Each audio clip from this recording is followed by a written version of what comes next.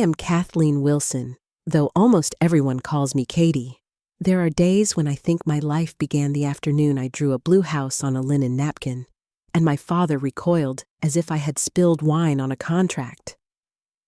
I was 8, he said with clinical calm. Art won't pay the bills, Kathleen. The words were so tidy they might have been copied from a memo. I remember the chill that followed, how it moved through the dining room like winter air sneaking under a door, how it settled in my bones and made a long home there. From outside, our Beacon Hill townhouse looked as if it had been lifted straight from a magazine, red brick and white trim, 5 bedrooms stacked like neat thoughts. A door that was always polished, a brass knocker that reflected your face so perfectly you could fix your hair in it. The lawn out front was manicured by men who clipped in straight lines and then clipped the air around those lines for symmetry. That house told a story about us that we were tasteful, sensible, successful. When I was a child, I believed houses told the truth. Inside, we lived among proofs. My father, Howard, was an investment banker who spoke a fluent dialect of percentages and projections. My mother, Diane, was a mergers and acquisitions attorney whose voice was a precise instrument. She could raise it half a note and make a boardroom tremble. They were a power couple even when they slept. In the morning, their coffee cups stood like briefcases on the marble island. Their calendars harmonized with the confidence of an old duet. They were never late. They were rarely wrong. If uncertainty visited, it did so in secret. My sister Heather was born 4 years before me and placed immediately on a trajectory that matched the house. She was excellent from the beginning, and then she kept improving. She corrected my multiplication facts at the breakfast table. She organized neighborhood lemonade stands like IPOs. When she was 12, she could explain the difference between a bull and a bear market, and then perform it with hand puppets for our cousins.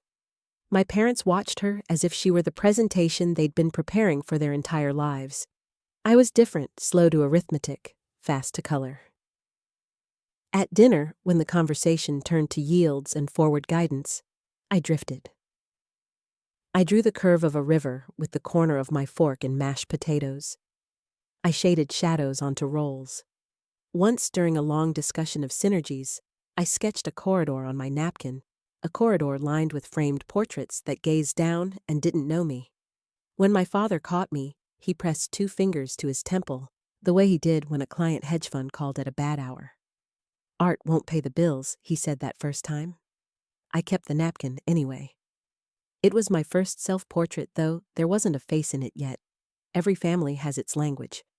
Ours had words that meant other things. Practical meant valuable. Ambitious meant good. Responsible meant loved. It wasn't that my parents didn't love me.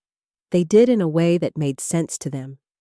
But love in our house was like a scholarship with requirements: maintain GPA, pursue advancement, and do not risk the brand.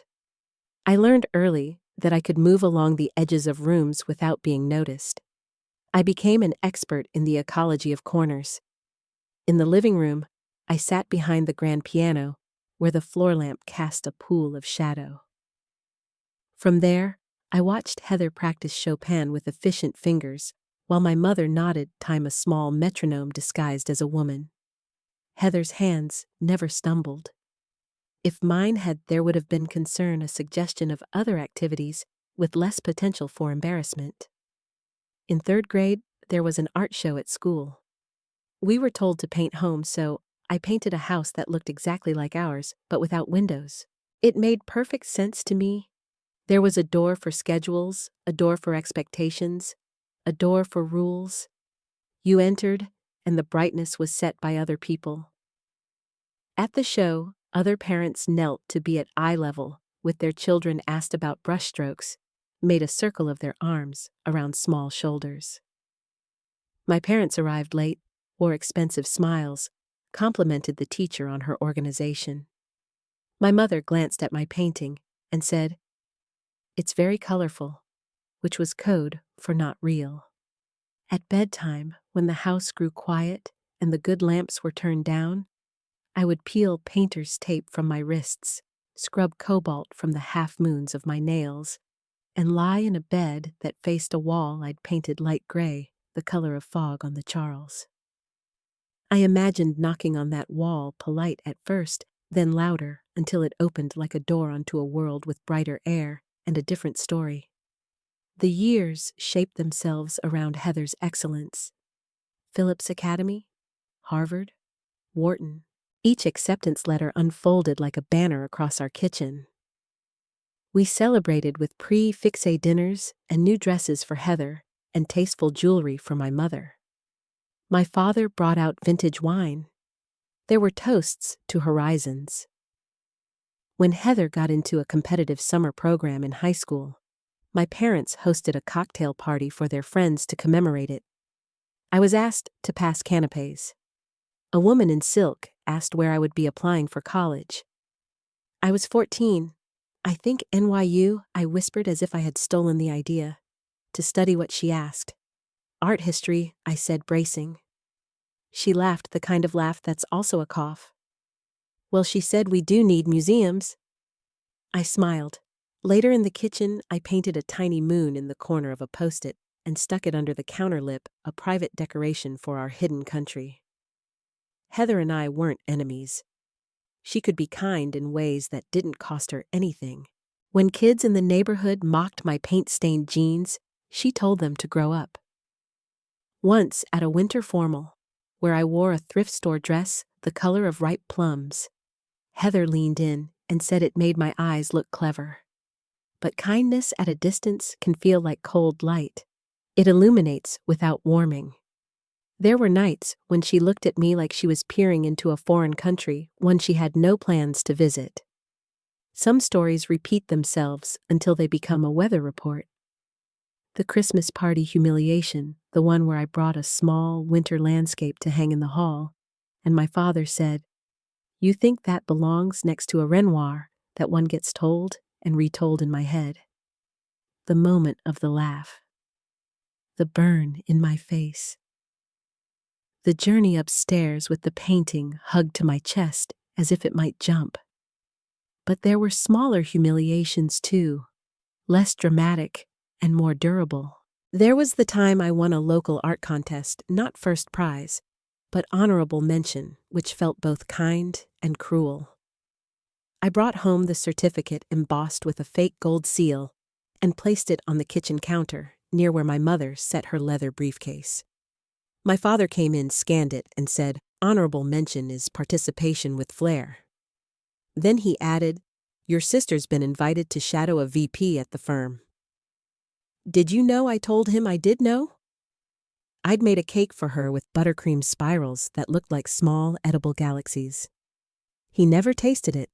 There was the time I asked for an advance on my allowance to buy a better set of brushes, and my mother looked up from her emails and said, "We'll fund your essentials, Katie. Brushes are a luxury.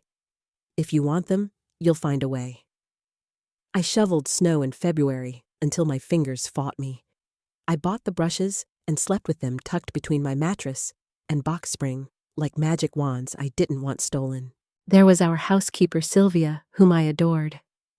She hummed old songs when she ironed, and she always left a small chocolate by my pencils when she straightened my room.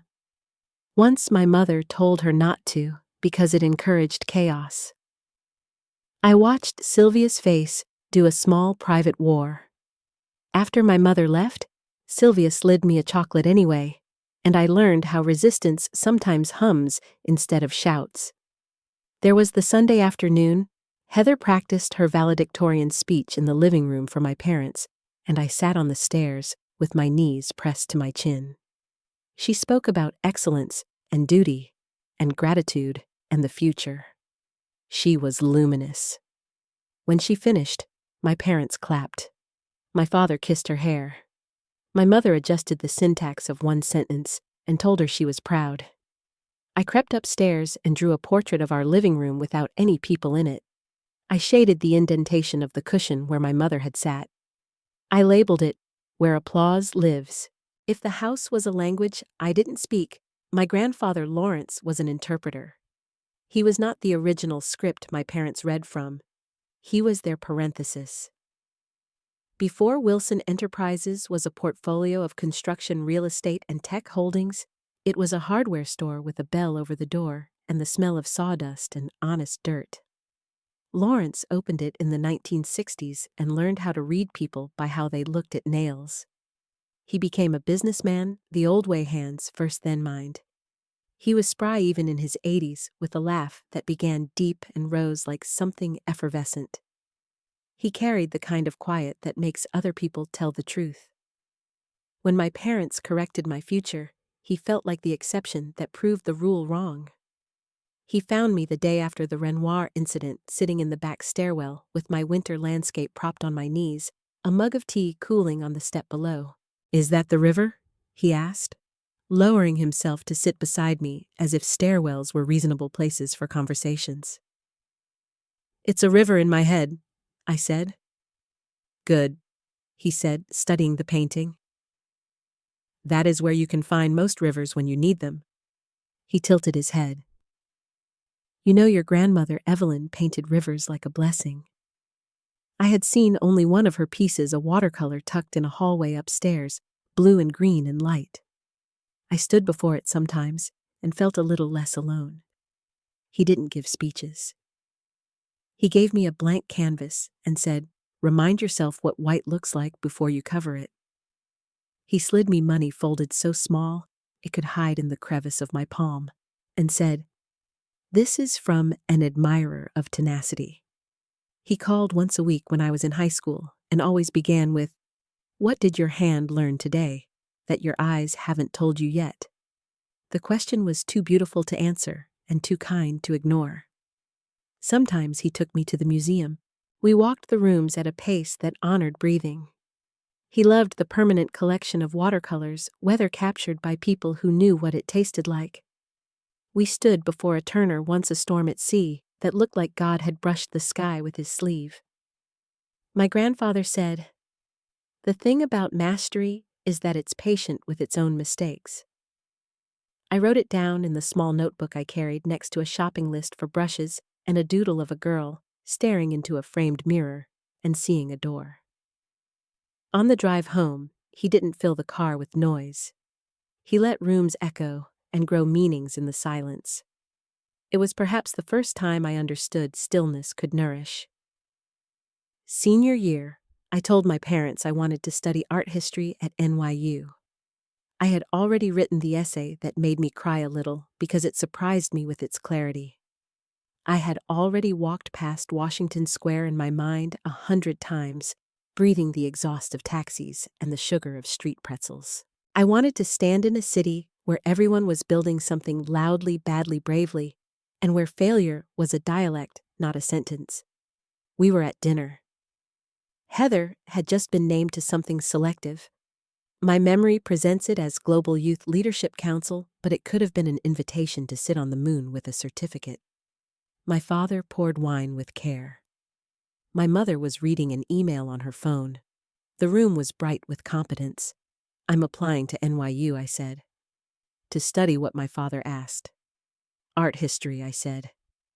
The words sat on the table between the peppermill and my mother's phone like a small creature I had placed there to see if it could live.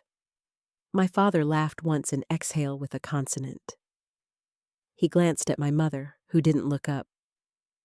"Be serious, Katie," he said. "I am," I said.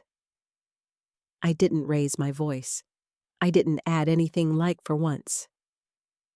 "You can take art history as an elective," my mother said, tapping her screen. "But your degree needs to be something you can use. Communications, maybe, or economics." She lifted her head. "NYU is expensive. I have a partial scholarship," I said. "How partial?" my father asked. Numbers were the only adjectives he trusted. "Half," I said. "And I can work." "No," my mother said, not unkindly. "College is not for working. It's for setting yourself up to have a life that does not require you to work. In coffee shops." She smiled, then a lawyer's smile polite closed. "If you insist on NYU for art history, we will pay tuition up to what Harvard would cost if you were studying something respectable. The differential is your lesson in responsibility." Heather said my name softly, a warning or a kindness. It sounded like both. I ate my broccoli as if it were important to give chewing something to do. Later that night, I sat on the floor of my room with the scholarship letter and my college spreadsheets, and my fear, and I made columns. I learned how many hours I would need to work at minimum wage to cover my half. I learned what rent costs in neighborhoods where windows stick. I learned what happens to dreamers who also own calculators. Their dreams get footnotes. I wrote an email to my grandfather explaining nothing and everything. His reply came 3 hours later because old men wake early. He wrote, "Follow your passion. Money is meaningless if you wake up dreading each day." Beneath it, one sentence, "I will help quietly." The day I left for New York, the house behaved as usual. My parents had a meeting. Heather had a flight to somewhere that would look good on a CV. Sylvia hugged me in the hallway near the laundry room and slipped a small tin of chocolate into my backpack. My father looked at my suitcases scuffed, borrowed from a neighbor, and asked if I needed another. My mother handed me a folder neat as an argument labeled budget guidelines. Inside was a spreadsheet with reasonable numbers that implied unreasonable sacrifices. I loaded my life into a taxi with a driver who whistled. When we pulled away, I didn't look back at the house. It's not that I was brave. It's that I knew exactly how the house would look perfect unbothered, complete without me. I focused on the river as we crossed the bridge the way sunlight on water makes you forgive things. On the plane, I sat next to a woman who wore large earrings and an air of capability. She asked where I was headed, and I said art history, and she said, "Of course you are," as if the world had made a place for me, and she had saved me a seat. I arrived in a city that talks faster than people listen, and for a moment I thought the speed would carry me. It did in its way. I found a 6th-floor walk-up that was willing to be looked at kindly. I met a roommate who categorized her spices alphabetically. I bought a subway card and learned the art of standing without falling. I learned to love a street's face in rain. But that's all another story, another part. Before I went, my grandfather gave me a gift that fit in a shoebox. He told me not to open it until I felt lost enough to need it. For weeks, I kept it on the top shelf of my closet like a spare light bulb. But I'm getting ahead of myself. Before the leaving, there was one more ceremony I must record, because it taught me something about the way my family arranged truth around itself. It was Heather's graduation from Phillips Academy. Rows of folding chairs on a lawn, a wooden podium, white dresses, and navy blazers. A string quartet performing Vivaldi, as if to remind us that success sounds like violins. Heather was valedictorian. She gave a speech that made people want to stand straighter. She thanked our parents in a sentence that made my mother dab at her eye. She spoke about responsibility as if it were a friend you take to brunch.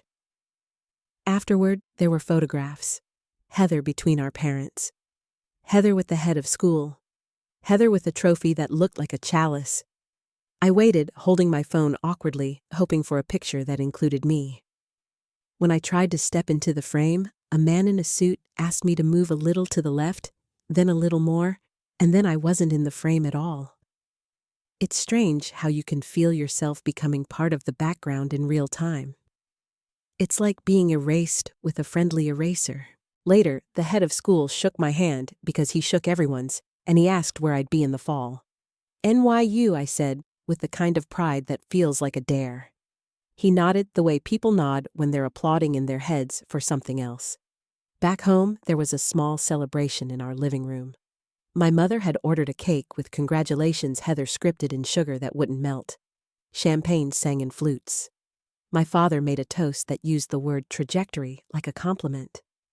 "I made you something too," I said when the toasts ended. I brought out a crown I had folded from paper old stock reports I'd rescued from the recycling bin. I had drawn vines across the columns of numbers leaves sprouting among quarterly projections. It wasn't a joke. It was the best I could do with the materials of our family. Heather laughed, but not unkindly. "A paper crown." "For a paper kingdom," I said, and then was sorry, because it sounded bitter, and bitterness felt like a dress that didn't fit me. My father took the crown from my hands, turned it, and then placed it on Heather's head with ceremony. Everyone clapped. For a second, standing in the applause, Heather looked like a child in a costume, confused about whether to smile. I wanted to tell her it was all right, that I was not her enemy, that we were both daughters trapped in different cages with different velvet linings. I wanted to tell her our cages had the same lock. A week later, my father emailed me a spreadsheet that showed how much he and my mother would contribute to my college costs, compared to what they covered for Heather. The email subject line read, "Fairness. In the body, we expect excellence to be matched by commitment." It was not cruel, nothing in our house was crudely cruel, but it was full of a kind of arithmetic that made people into line items and love into a variable dependent on execution. I stared at the spreadsheet until the cells blurred. Then I wrote back, "Thank you for the clarity." It was the polite form of, "I understand, this is the game." I printed the spreadsheet and taped it to my wall next to a postcard of a Van Gogh wheat field. It looked ridiculous there, the tidy cells with their numbers standing next to the broken gold light of a man who had cut his ear to make the world listen. But I kept them together, because that was the truth of my life, the ledger and the sky. Our housekeeper, Sylvia, discovered the juxtaposition when she dusted. She looked at the spreadsheet, then at Van Gogh, and said, "Two religions." She laughed, and I loved her more for the way she made even the truth sound generous. There is a wall in that Beacon Hill house that never made it into the listing photos. It sits between the dining room and the hallway and catches late afternoon sun. In January, that wall looks like good porcelain. In July, it holds heat like a grudge. I used to put my palm flat against it and imagine I could feel the house's heart. The wall refused me. It stayed itself. It taught me the limits of touch. On the night before I left for New York, I stood before that wall and tried to say goodbye. Not to the house I'm sentimental, but not that sentimental to the person I had been in that house, the child who waited in doorways for assignments of affection. The teenager who measured herself against a sister, professionally excellent at being measured. The young woman who hid triumphs because they didn't make good cocktail conversation. I placed my palm flat. The wall was cool. I imagined little streams of cold moving into me, keeping certain parts quiet, storing their energy for later when I would need it. "My darling," my grandfather said from behind me. He had let himself in with his key because he was the only person who could enter that house and make it warmer by walking through it. He stood with his hat in his hands and looked at me the way you look at a painting that has just revealed its secret. "It will be all right," he said. He didn't say how because he understood that sometimes the how is not a shared language.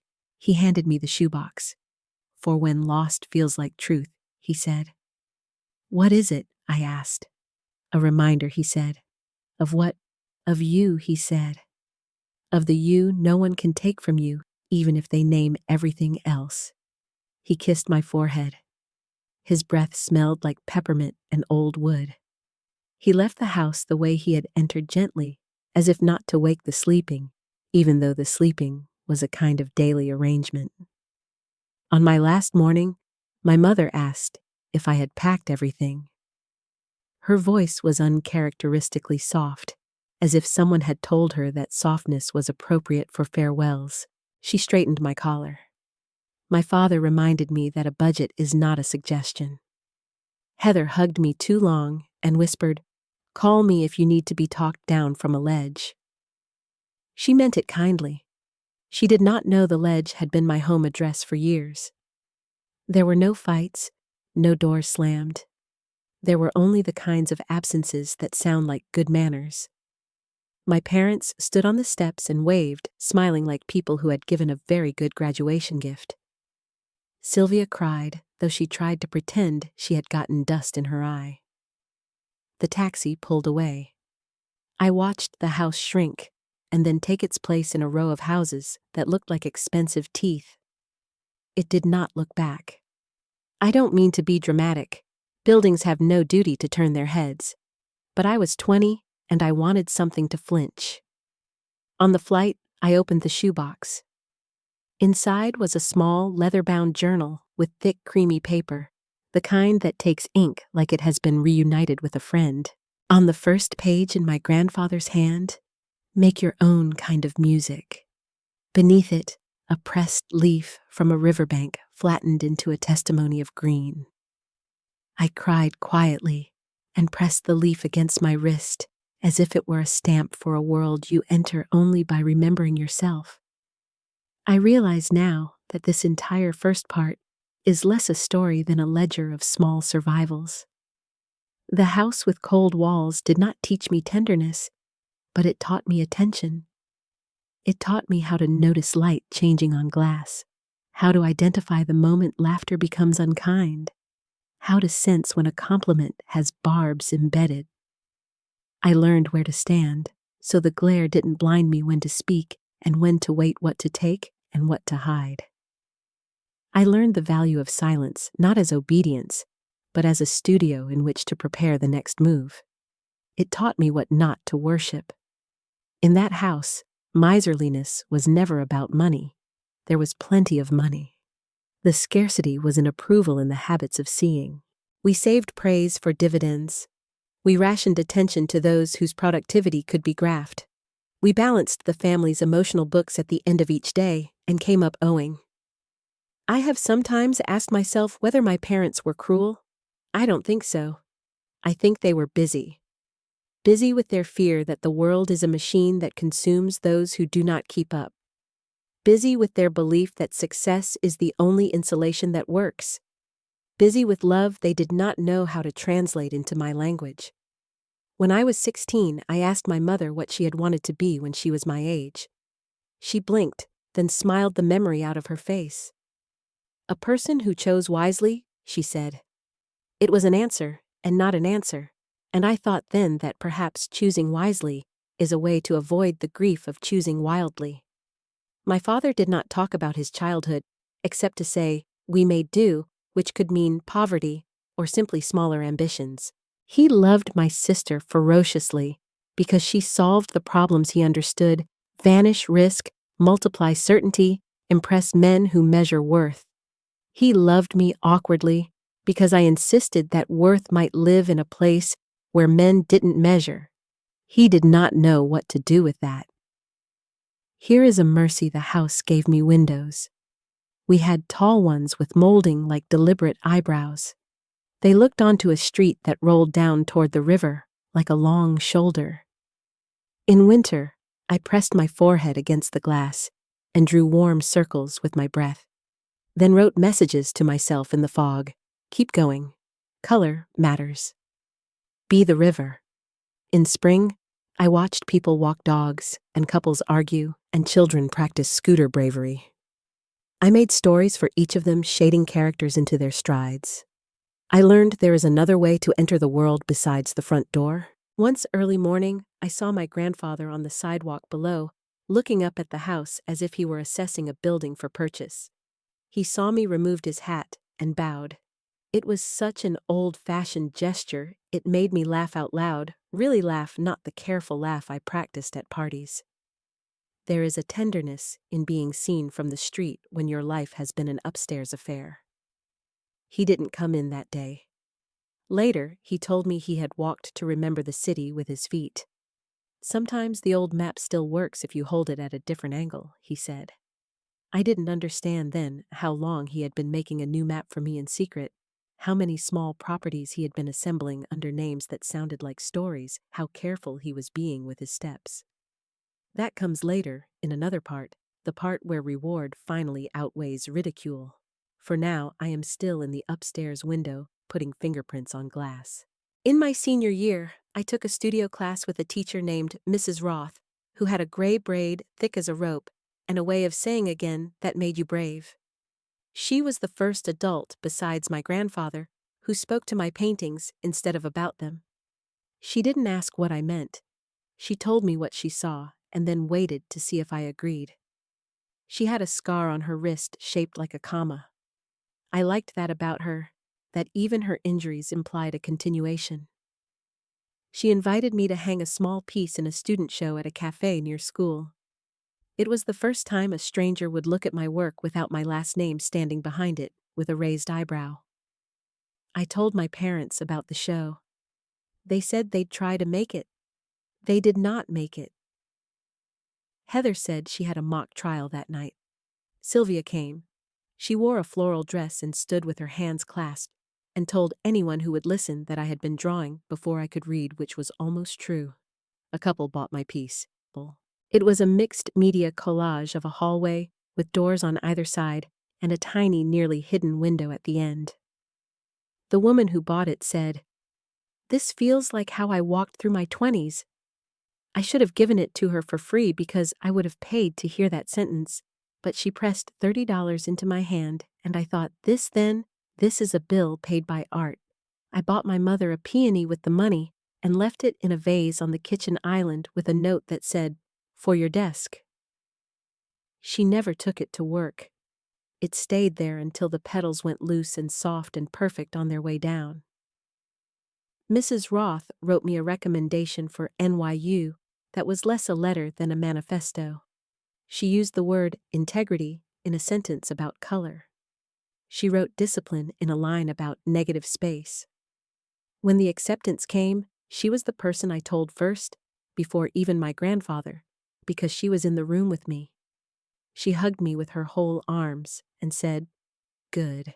Go learn to be strange in a place that rewards it."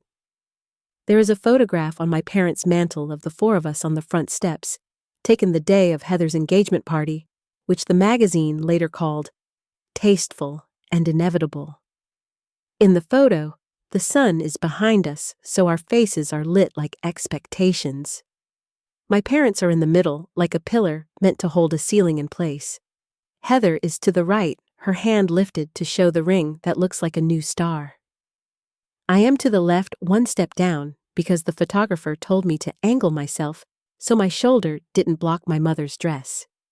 If you look closely, you can see my hair lifted by wind that left everyone else alone. I almost threw that photo away when I moved because keeping it felt like treason against the person I was becoming. But I kept it for evidence. This is what the story looked like when everyone believed they knew its ending. This is the scene the house built, and there in the corner is the wind that refuses to obey decor. On my first night alone in New York, I slept with a journal under my pillow and dreamed of our dining room table, growing legs, and walking out into the street, confused, banging gently against cars, drawing a crowd. In the morning, I wrote the dream down. Then I wrote, "Today I will buy paint with my own money," as if I had never bought paint before, as if the spending itself were the ritual that would make me belong to myself. But that belongs to later chapters, the part where hunger is literal and art is a verb that makes you tired and strangely lucky. This first part belongs to the house, to the cold wall, to the napkin corridor, to the inventory of humiliations, and the precise kindness of one man who knew what a small, steady belief can build. If you asked me what I learned in that house that I didn't learn anywhere else, I would say how to stand still without surrendering. It's a strange skill useful in museums and family rooms and offices where you have been invited to apologize for breathing too loudly. Standing still without surrendering is how you wait for your chance to move and how you know which direction is truly yours. It is how you learn the music of refusal and the rhythm of survival. One day soon in the story Far in the Living, I will stand in a different room and be told publicly that my worth is a letter in someone else's hands. I will feel my skin go tight around my certainty. I will remember the cold wall and my palm and the way it taught me to gather my warmth. I will stand still without surrendering. And then I will move. But for now, I am a girl with a packed suitcase and a shoebox of reminders, walking down a polished hallway toward a door that has always been heavy and is for once letting me open it. On the credenza sits a bowl of keys. None of them are mine. I don't take one. I don't need to. I have a different kind of key, ink dark and stubborn, and it fits a lock my family has never seen. Outside the taxi idles. My grandfather waits by the curb and lifts his hand the way you wave to someone who is already a little far away and will get farther before she comes back. He mouths the words, "Make your own kind of music." I nod because I think I've always known the tune. Behind me, the house with cold walls watches me leave. Houses don't care, but I do. I care enough to write this down, to make a map for the person I was, to say to her, "I see you. I will not forget. I will make something with what they tried to teach you not to use."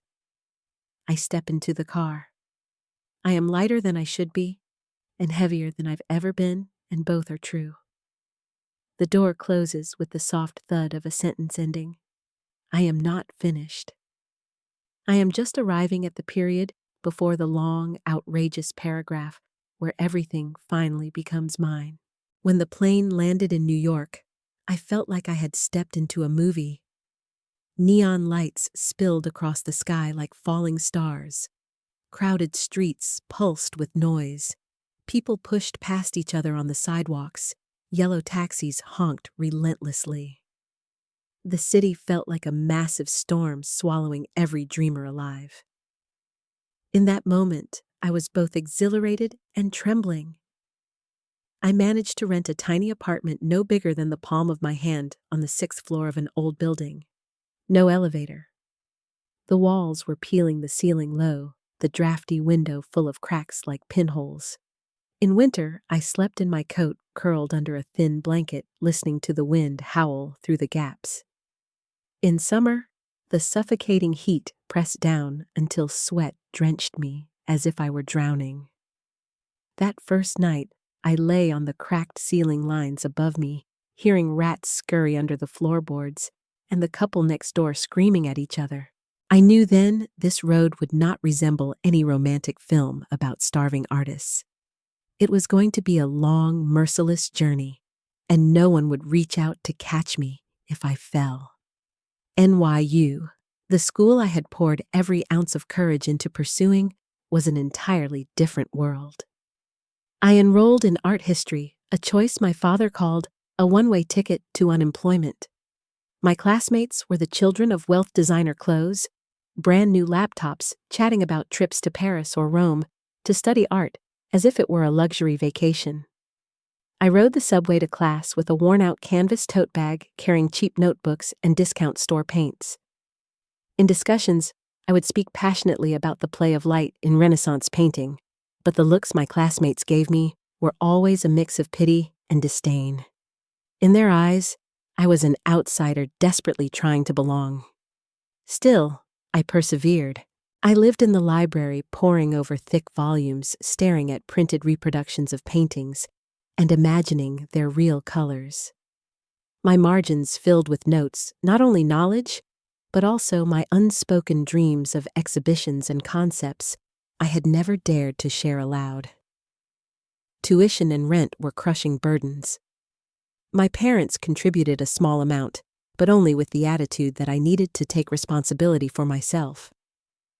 So I worked every job I could find, waiting tables, dog walking, brewing coffee at the Starbucks near campus, even doing cheap freelance graphic design.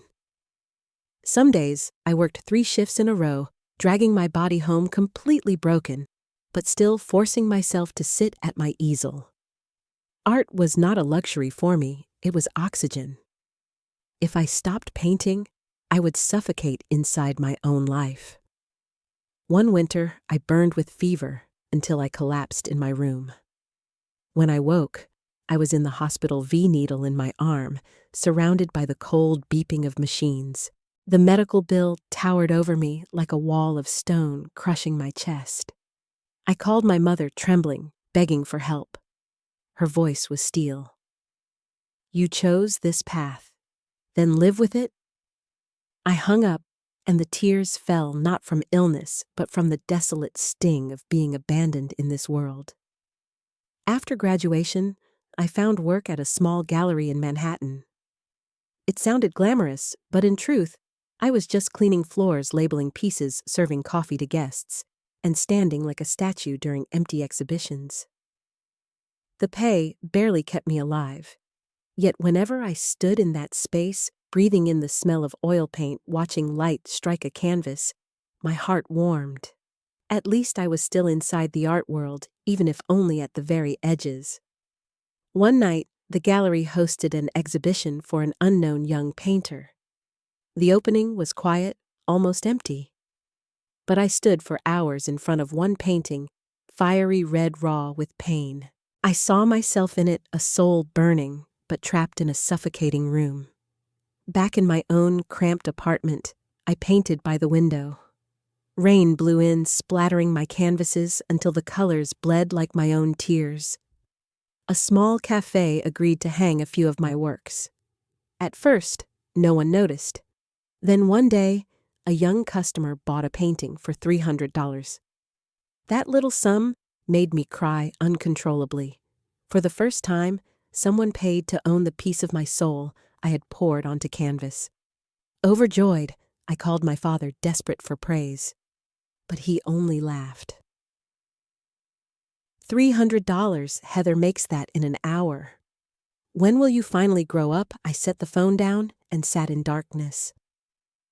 That night, I understood my parents' recognition would never come.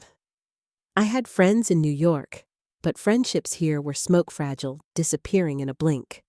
Some flattered my work only to buy cheap pieces for decoration. Others mocked me behind my back. Katie, you still dream of being famous. That's so naive. One friend once swore she'd start a studio with me. I scraped together every cent of my savings to contribute. One morning, she was gone, along with the money. I sat in my apartment, staring at the peeling wall, sinking into an endless void. No tears left to cry. Nights stretched into silence. Neon spilled through the window, but inside, only the tick of the clock and the swallowing dark. I felt invisible among millions, unseen by anyone.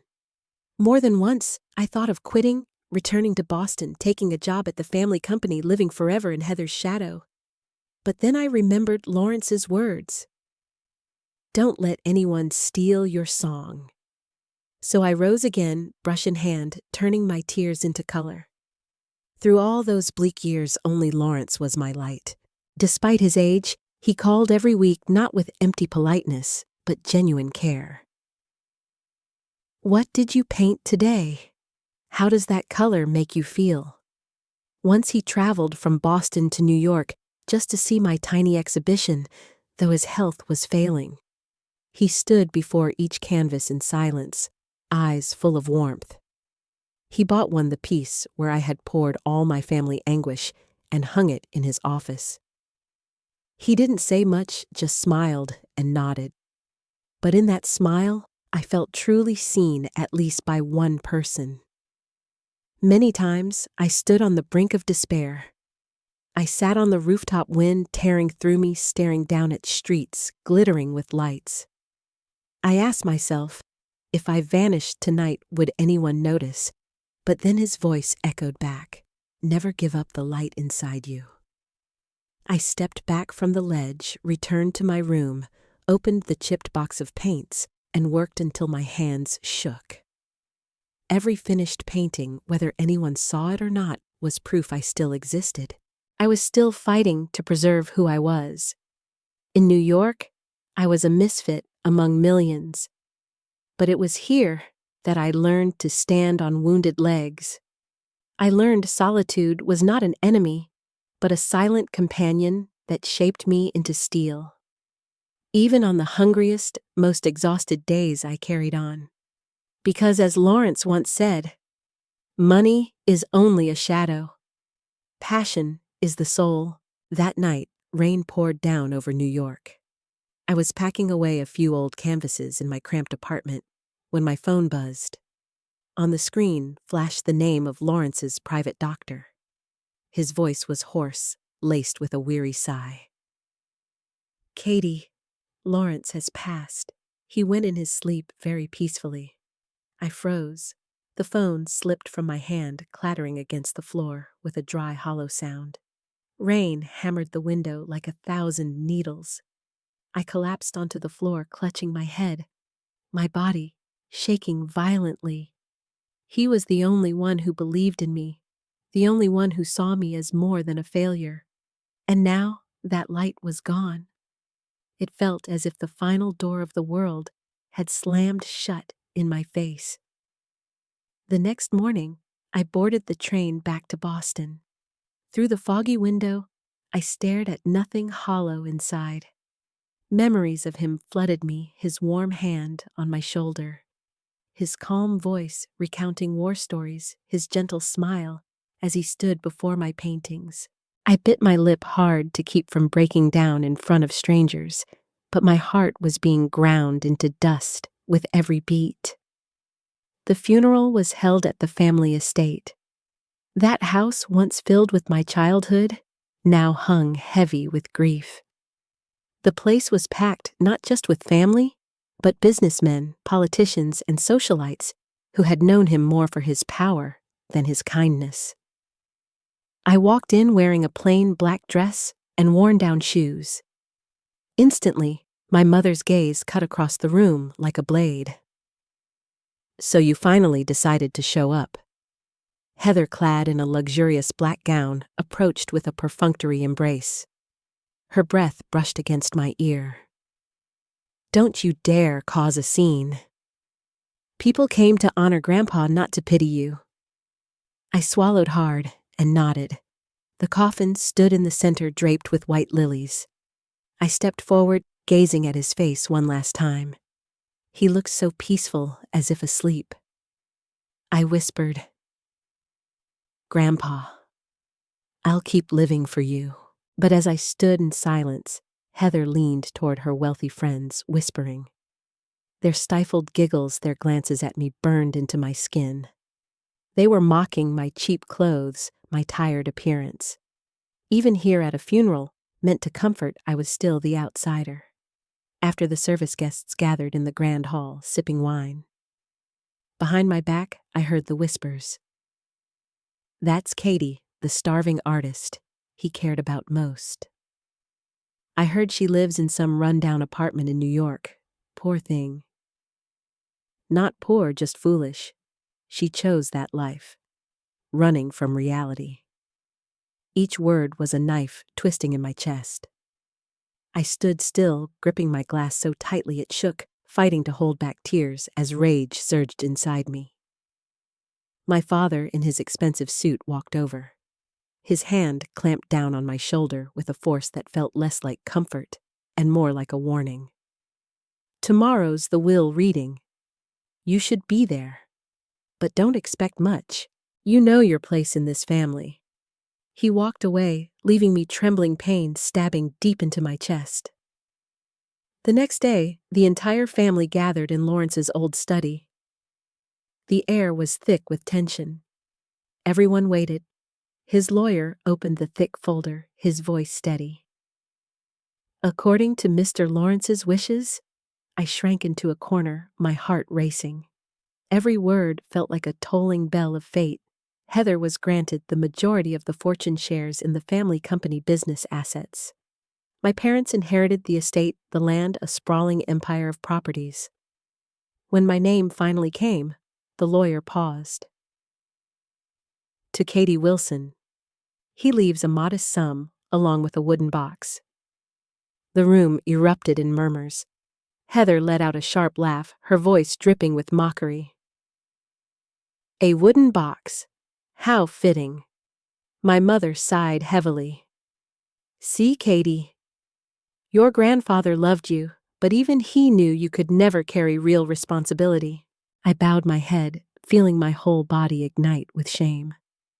I had hoped, just hoped, that in his final act, he would affirm that I still belonged. Instead, I was humiliated before them all, reduced to a token, a mistake. The lawyer handed me a small oak box locked with a key. My hands trembled as I took it. Heather smirked. "Better not open it here. Probably just some old love letters. You'll cry and embarrass yourself in front of everyone." Heat rushed to my face, but I stayed silent, clutching the box to my chest. My father's eyes bored into me. "Don't think that box changes anything. You're still a burden." Laughter rippled through the room, cold, merciless. I wanted to scream, to tell them he loved me, that he understood me better than anyone. But my throat closed, and only silent tears fell. When the reading ended and people dispersed, Heather blocked me in the hallway. Her eyes gleamed with venom. "Did you really think Grandpa cared for you? It was pity, nothing more. Whatever's in that box, it won't change the truth. You're a failure." For the first time, I met her eyes without flinching. "Maybe he only left me a box, but at least he gave me faith. You can have everything else, but you'll never know what love feels like." Her face stiffened, then twisted into a cold laugh. "You'll see, Katie. One day you'll crawl to me begging, and I'll crush you under my heel." She walked away, leaving me trembling, but inside, a faint spark flickered to life. That night, back in my small room, I sat with the wooden box in my arms. I didn't open it. Instead, I stayed in the dark for hours, listening to the clock tick, replaying every moment with him in my mind. In that cold, hostile house, I understood something. No matter how the rest of them saw me, Lawrence had truly seen me. And this box, no matter how small, was proof. I broke down, not from humiliation, but from the bittersweet relief of knowing I still had a thread that tied me to him. That night, I sat in my old room at the estate. Outside the window, the wind lashed against the oak trees, their rustling like whispers from the past.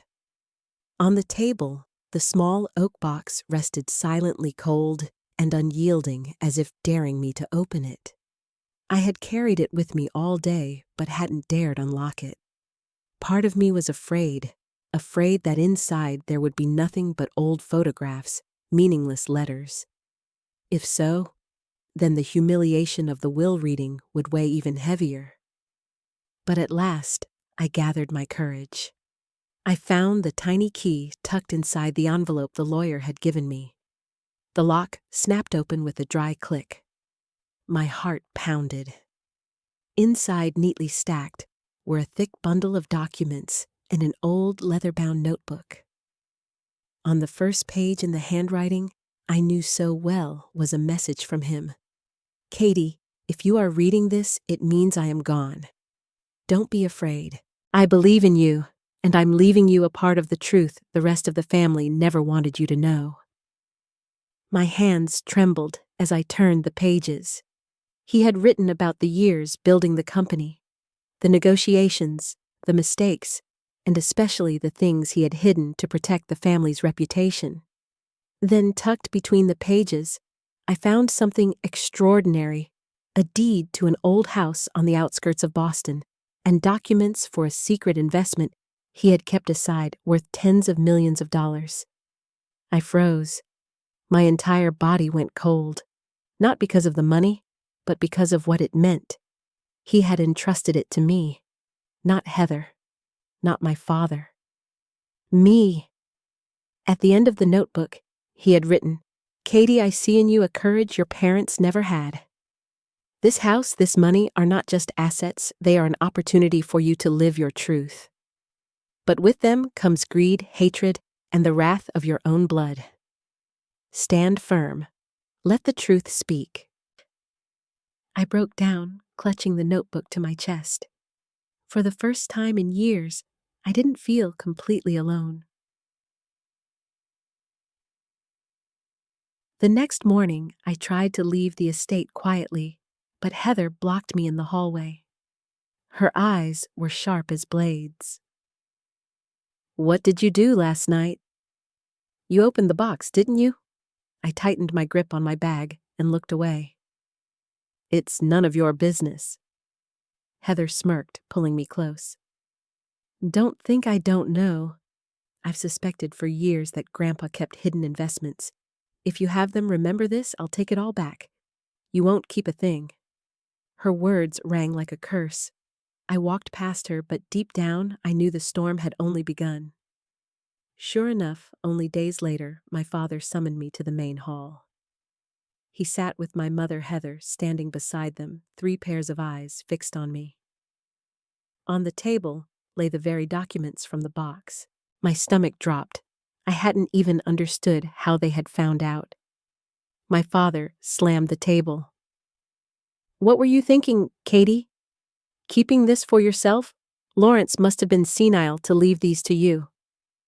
My mother's shrill voice cut in. "You don't deserve it. You've never been worthy of the Wilson name." Heather grinned viciously. "You'll sign everything over to me. That's the only way this doesn't get ugly." I shook with fear, but then in my mind I heard Lawrence's voice again. "Stand firm. Let the truth speak." I raised my head, locking eyes with my father. He wasn't senile. He knew exactly what he was doing. He trusted me, not any of you. My father's face turned crimson, veins bulging. "Lies, your whole life has been a disgrace. A pathetic artist living in a cheap apartment achieving nothing. And you dare claim you were chosen." My mother spat venom. "You've always been the outsider. We paid for your schools, your food, your life, and this is how you repay us, by stealing from the family." Heather jabbed her finger into my chest, seething. "Hand it over, Katie, or I swear I'll destroy you. Everyone in New York will know you're nothing but a parasite who lived off Grandpa." I stumbled back, but this time I didn't collapse. My voice burst out, echoing through the room. "Enough. I've been silent my whole life while you humiliated me. But Lawrence chose me not because I'm perfect, but because you're greedy, cruel, and know nothing of love." The air froze. My father's face drained of color. My mother's mouth hung open. Heather glared, trembling with fury. I slammed the notebook down on the table. "Do you want to know why he chose me? Read it. He wrote everything about the shady deals Dad made behind his back, about the charity funds Mom siphoned off for vanity, and about Heather chasing status and nothing else. He knew it all." He stayed silent, only to protect the Wilson name. The room was stunned. Heather's face went white. You're lying." I looked straight at her. "If you don't believe me, read it. Every word is in his hand." My father's hand shook as he held the notebook, but he didn't dare turn too far. He knew. He knew I was telling the truth. The fight dragged on for hours, my father shouting, my mother sobbing, Heather screaming. But to me, it was just theater. They weren't mourning Lawrence. They were mourning the loss of his wealth. At last, I clutched the documents tight, my voice calm but unyielding. "I will keep what he left me, not for the money, but because it was his final will. If you want to take it, try. But remember this, I am not the weak Katie you used to crush." I turned and walked away, their furious voices trailing behind me. That night, I packed quietly, holding the oak box and the files. Outside, the rain began to fall again. When I stepped past the heavy iron gates, I looked back at the estate one last time. The house where I had grown up was now nothing but a shell of coldness. I whispered, "Goodbye. This is not my home anymore." And I walked into the storm, afraid, yes, but strangely lighter. For the first time, I felt I was no longer completely alone. As the early train pulled out of the station, I sat quietly by the window, clutching the small oak box in my arms.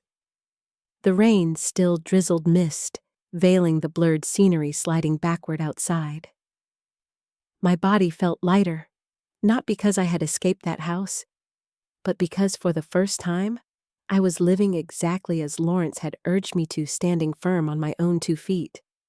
I didn't carry much, a few changes of clothes, the notebook he had left me, and the papers proving the old house outside Boston now belonged to me. But inside, I carried something far more precious, the conviction that I was worthy of living, of being loved, and of creating something that was truly mine. That night, I stayed at a roadside inn. The bed creaked, the sheets smelled faintly of dampness and dust. But to me, it was paradise. For the first time in years, I didn't fear my father's anger, my mother's scorn, or Heather's mockery. I closed my eyes and slept deeply without nightmares. A week later, I found the house he had left me. An old 2-story home, its red-tiled roof faded, framed by rows of dark maple trees. The wooden door groaned as it opened, dust blanketing every corner. Yet the scent of aged wood, mingled with old books, gave me an uncanny sense of belonging, as if he were still there watching over me. Inside, beyond the old furniture, I discovered an entire room filled with paintings, sculptures, and countless artifacts he had collected throughout his life. I was stunned. All this time, he too had carried a love for art, hidden beneath the cold mask of a businessman. On the desk, another letter waited for me. Katie, this house is a seed. Make it a place of freedom and creation. I never dared live with my art, but you can. Let this place become the legacy of love and courage. I read the letter again and again, tears streaming down my face. I understood then this wasn't just property, it was his spiritual will. The path forward, though, was anything but easy. The house was in severe disrepair. I poured much of the money he had left into renovations. I hired a few local workers, but with limited funds, most of it I did myself, scraping old paint, cleaning out rooms, rearranging the art.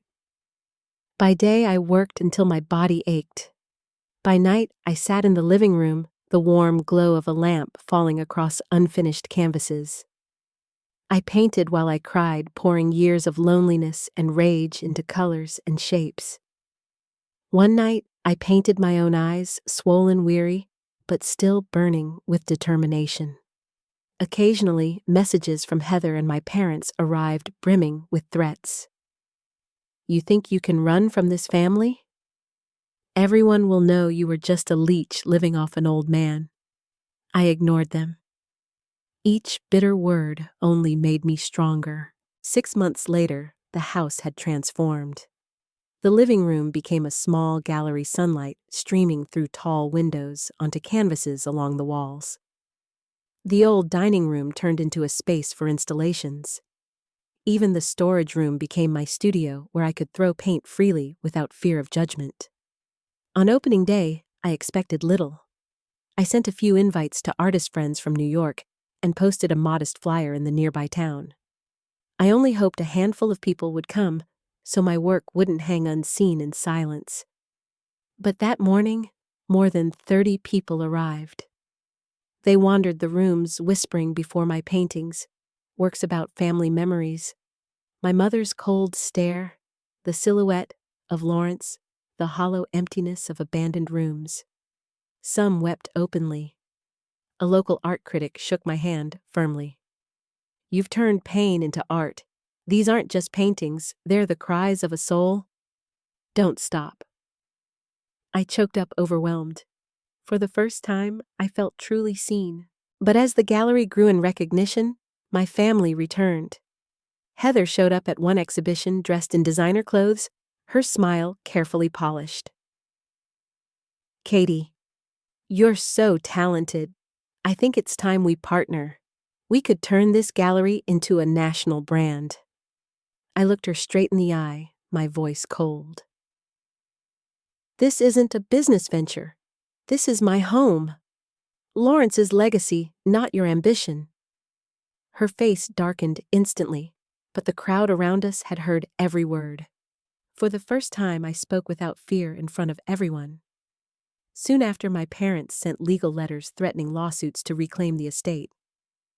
Court battles followed, draining, exhausting. But this time, I wasn't alone. I had a loyal attorney recommended by Lawrence before he died. More than that, I had a community, artists, audiences, people who believed in me. In the end, the court ruled in my favor. Lawrence's documents were undeniable. My parents and Heather lost the case, humiliated before the public. When I walked out of the courthouse, sunlight spilled down on me, and for the first time I smiled freely. Years later, my little gallery had become a gathering place for art. I never turned it into a global brand. Instead, I made it a refuge for the wounded who longed to transform suffering into beauty. I taught underprivileged children to paint, opened free workshops for women who had survived abuse, and held exhibitions for unknown artists. One day, a young girl stood frozen before the painting of my eyes. She whispered, "I've been looked down on too, but seeing this, I feel like I'm not alone." I smiled, resting my hand gently on her head. In that moment, I knew this was the true legacy Lawrence wanted to pass down: love and strength that spreads outward. One quiet afternoon, I sat in the living room, sunlight falling across Lawrence's old journal. I picked up my pen and wrote inside as if continuing his voice. "Grandpa, I'm no longer afraid. I've turned this house into a place where art and compassion live again. I've learned to forgive even if I don't forget. And I've found myself." Outside the window, maple leaves drifted down. I closed my eyes, listening to the wind, and smiled. My life wasn't perfect, but at last, I had chosen my true family, the people who knew how to love. And that was a legacy greater than any fortune.